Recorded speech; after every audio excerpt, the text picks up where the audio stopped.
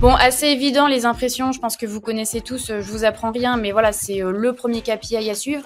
Et en fonction de vos objectifs, par exemple, si vous faites de la notoriété, c'est le KPI principal que vous allez suivre. Donc voilà, tout simplement, ça, c'est le nombre de fois où votre publicité a été affichée donc, sur le feed de votre audience.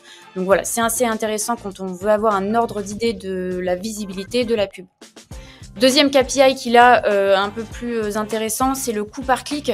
Très clairement, c'est le montant moyen qui est dépensé donc, pour un clic et qui permet d'évaluer donc, la rentabilité de votre audience. C'est ce qu'on disait tout à l'heure.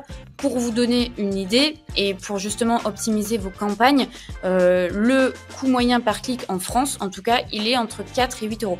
Donc ça vous donne un peu un ordre d'idée pour estimer vos prochaines campagnes. C'est assez intéressant. Troisième KPI, on est sur le taux de clic, donc tout simplement le pourcentage de clics sur votre publicité.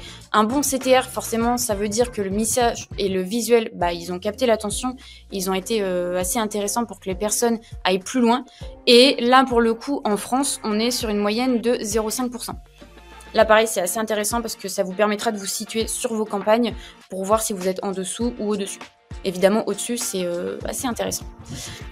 En taux de conversion, ce qu'on n'a pas précisé tout à l'heure, mais pareil c'est dans les slides, donc vous pourrez le voir. Le taux de conversion, il se calcule avec l'implémentation donc du suivi des conversions. En fait, tout simplement, si je lance une campagne de conversion, elles vont pas se suivre toutes seules. Il faut ajouter donc le suivi des conversions. Ça, c'est juste un paramètre sur la gauche, un peu comme le formulaire.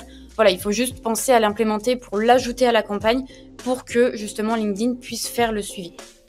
Et ça, tout simplement, c'est le pourcentage de personnes qui ont à la fois cliqué sur votre publicité et qui ont réalisé l'action que vous attendez.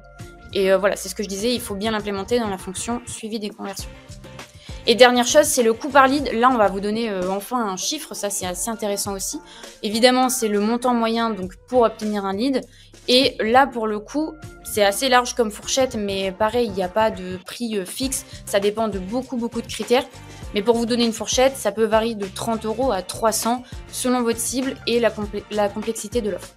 Et ça, c'est des moyennes, hein, ça veut dire que dans certains cas, on peut être bien au-dessus. On a vu des campagnes, on était à 1000 € le lead.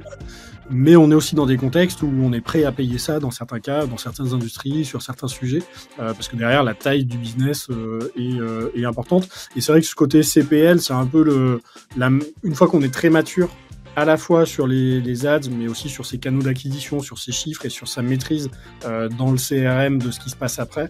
Là, c'est quelque chose qu'on peut venir calculer et qui devient petit à petit la variable clé, alors qu'on peut pas avoir au début, notamment quand on travaille beaucoup la noto, mais qui est quelque chose qui est super important.